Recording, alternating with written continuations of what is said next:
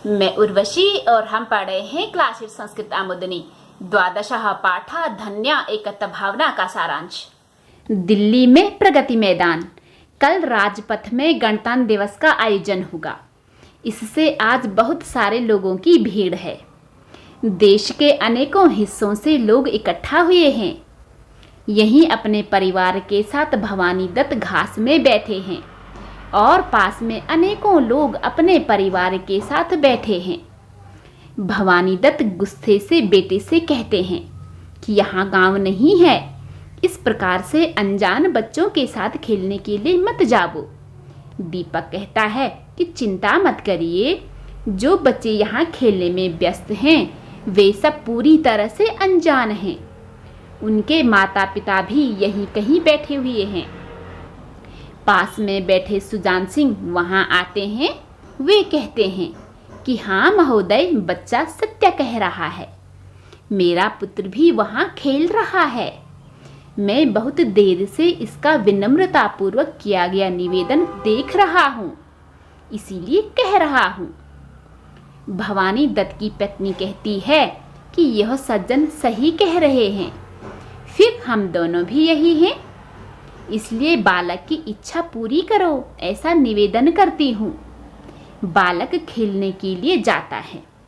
सुजान सिंह कहता है कि आप सब देखिए, आज दिल्ली में गणतंत्र दिवस के समारोह के अवलोकन के लिए अनगिनत लोग आए हुए हैं। फिर दूसरे सज्जन कहते हैं कि यह निश्चित रूप से हमारे देश की विशेषता है।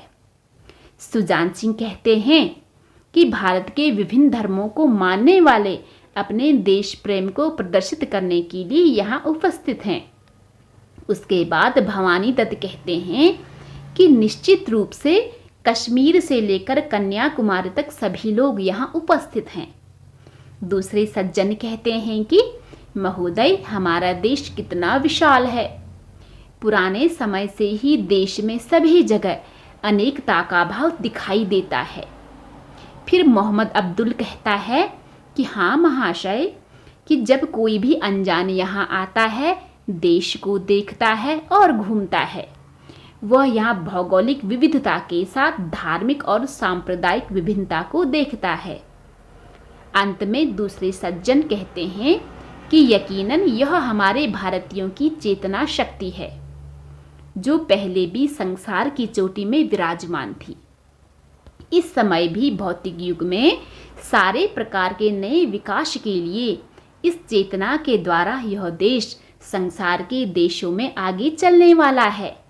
यह भारतवर्ष धन्य है, भारत की संस्कृति धन्य है। निश्चित रूप से यहाँ के लोग धन्य हैं और एकता की भावना धन्य है।